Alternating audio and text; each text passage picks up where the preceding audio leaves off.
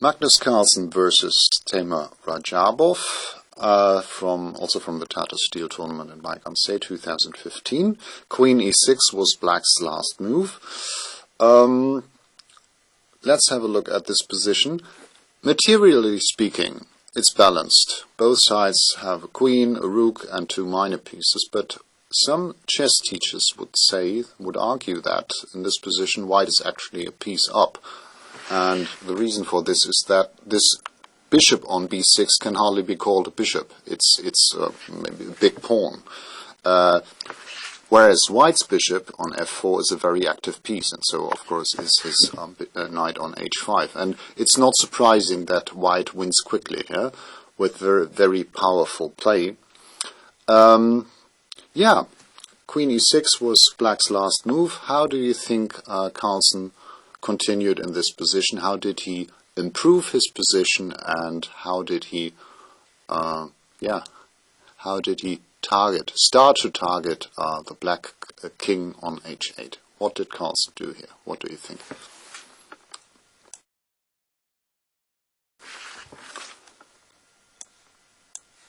Rook d3, an excellent preparatory move. White threatens the rook lift to g3, targeting the soft spot g7, and yeah, it prepares all kinds of strikes on the king side. Rook d3 prepares the final strike there. Good.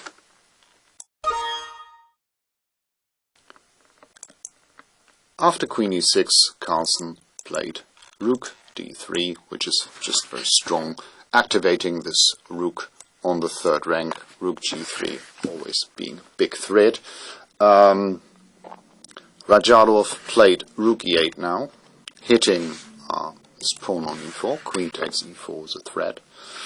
And yeah, now, what now? Please find Magnus's continuation. What did white do now?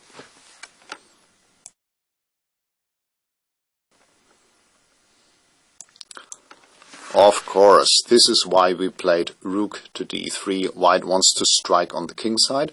Have you seen the continuation after king takes g7? Have you seen white's follow-up then?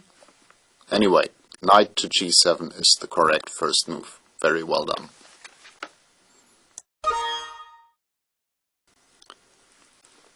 After Rook e8, Carlsen sacrificed on g7. Yeah, if black now swaps queens, then of course the knight recaptures and white retains all his positional pluses. By the way, I forgot to mention that before.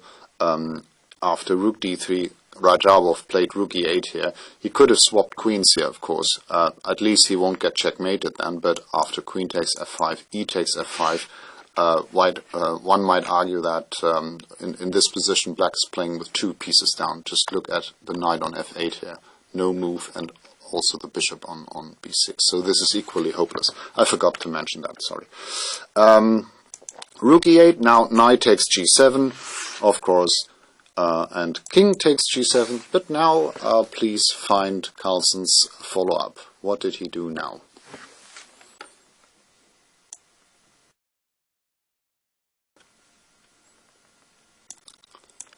Yeah, a fine move, a subtle move.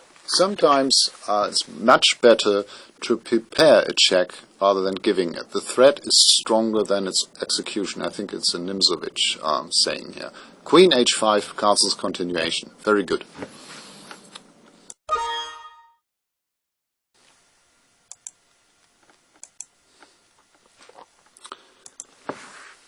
After king takes g7, Carlsen did not give a check on g3, but played the much stronger move, Queen h5, which takes under control the diagonal to e8, preventing the black's king from escaping to f7 and taking under fire the point h6.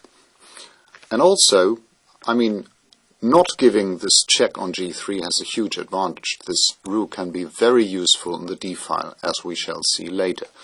Queen h5, Rajabov played knight h7.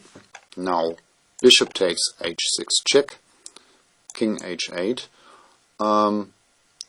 Queen G6, and okay, here black has two ways of pairing the mate threat on G7, or three moves, Queen E7 and Queen G8, more or less the same, and Rook G8. Let's start with Rook G8. Rook G8, now it's white to play and win. Please find white's winning move here.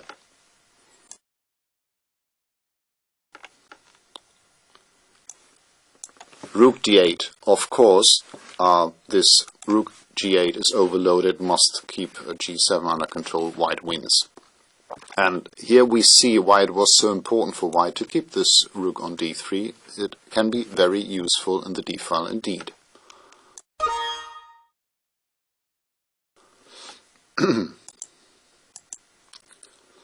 After Queen G6, Rook G8 loses to Rook D8, showing again why it was so important to keep this rook on D3 for as long as possible. Very useful move in the D file. Radjabov played Queen G8. Queen E7 would have seen the same reply. Queen G8, your move again. White, what did Carlsen play now? How did he continue?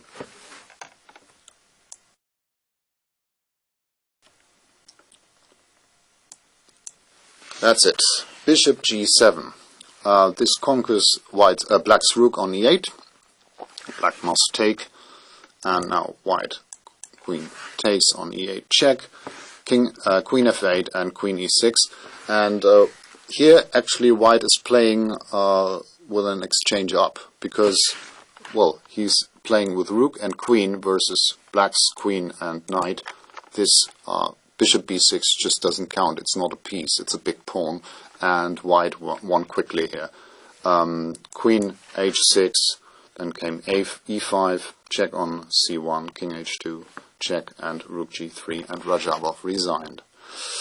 Yeah, that's it. Very forceful play by Magnus Carlsen, prepared by a calm move. In this position, white has all the positional pluses, and Rook D3 is very strong.